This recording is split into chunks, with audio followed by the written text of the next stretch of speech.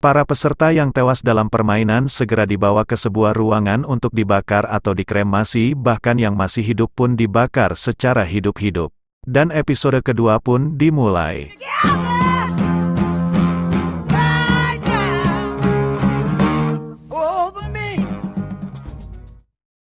Seusai menjalani permainan pertama yang menewaskan banyak peserta, Gi-hun hanya duduk terdiam bersama yang lainnya.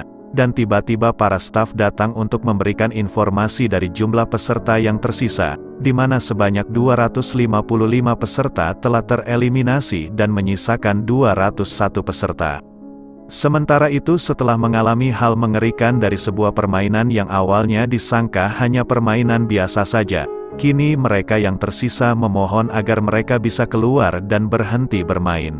Akan tetapi harapan mereka untuk dapat keluar dari sana terpatahkan karena menurut pasal pertama dari surat perjanjian yang telah mereka tanda tangani sebelumnya, bahwasanya pemain tidak diperbolehkan untuk berhenti bermain, dan kemudian diperkuat dengan pasal kedua yang mengatakan jika peserta menolak bermain maka ia akan dieliminasi alias dibunuh.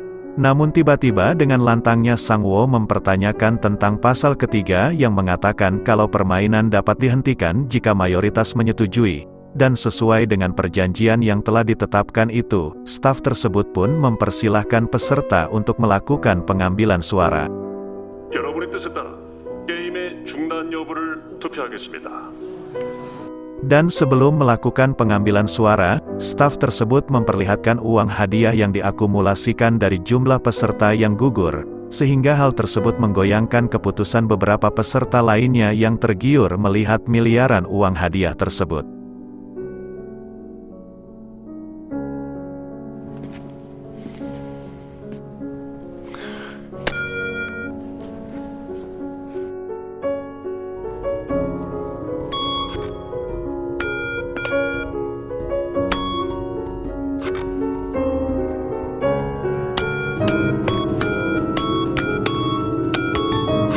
Hasil pungutan suara terlihat seimbang hingga menyisakan seorang pria tua sebagai penentu hasilnya, dan Gi-hun yang mengetahui kalau kakek tersebut memiliki penyakit demensia merasa khawatir akan keputusan beliau, namun tak disangka tak diduga, beliau memilih untuk menghentikan permainan. Yang akhirnya Gi-hun dan yang lainnya pun dikembalikan ke dunia luar begitu saja.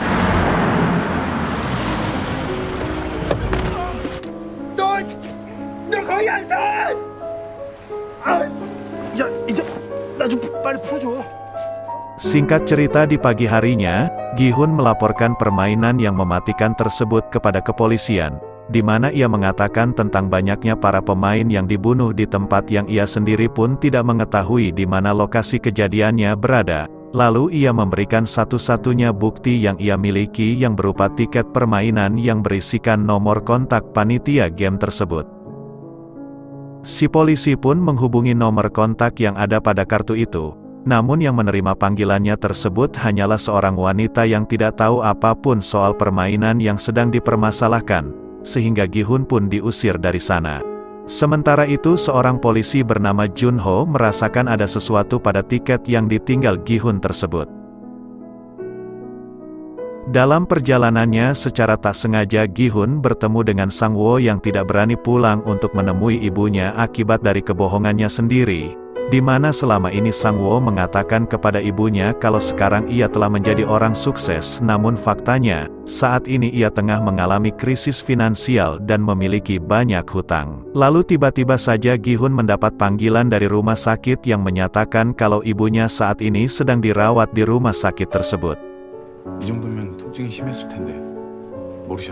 Singkat cerita malam pun tiba, sang ibu yang merasa kalau dirawat di rumah sakit hanya akan menambah beban biaya saja, ditambah lagi dengan kondisi saat ini di mana banyak sekali pihak-pihak yang mencari keuntungan lebih dengan memanfaatkan situasi yang sedang sulit, dan menurut ibu itu sendiri, jika memang sudah takdirnya bahkan dokter terhebat sekalipun tidak dapat berbuat apa-apa, sehingga beliau pun memilih untuk menjalani takdirnya sendiri dengan melakukan isoman.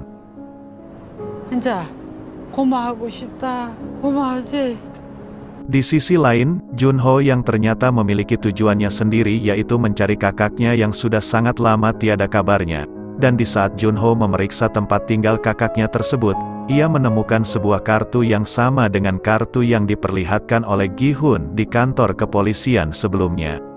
Sementara itu ketika sedang pusing memikirkan tentang kesehatan ibunya, Gi-hun menyendiri di sebuah tempat dan secara kebetulan bertemu dengan peserta bernomor 1 yaitu si kakek. Yang tanpa disadari pertemuan tersebut membuat mereka berdua menjadi semakin akrab dengan menikmati sebotol minuman bersama, namun secara mengejutkan si kakek mengatakan kalau dirinya ingin kembali ke permainan. Alasan beliau memilih kembali ke permainan tersebut cukup logis, di mana beliau merasa kalau hidupnya tidak akan lama lagi dan karena tidak ada yang bisa ia lakukan di usianya yang sekarang, maka dari itulah tidak ada salahnya jika ia mempertaruhkan sisa hidupnya yang singkat tersebut di dalam permainan itu. Demi kesehatan sang ibu, Gi-hun menemui mantan istrinya untuk mencoba meminjam uang. Namun ia tidak mendapatkan pinjaman karena sang mantan hanya mendapat sedikit uang bulanan dari suaminya. Lalu tiba-tiba si suami datang dan Gi-hun langsung pergi.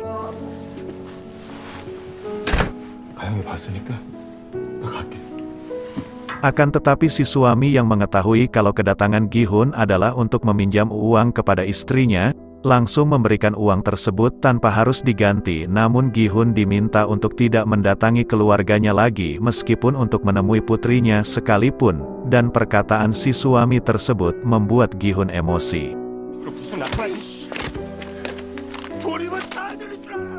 Kemudian saat menuju pulang, Gi-hun dihadang oleh Junho yang ingin meminta bantuan kepada Gi-hun untuk membantu menemukan kakaknya.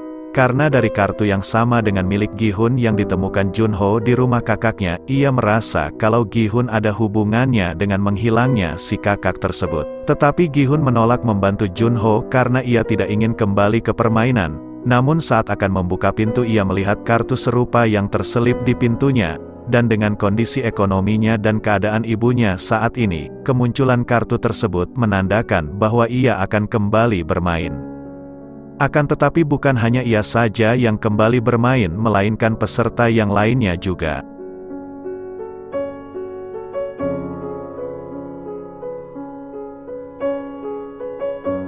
Dan tanpa tersadari kalau Junho mengikuti mobil tersebut.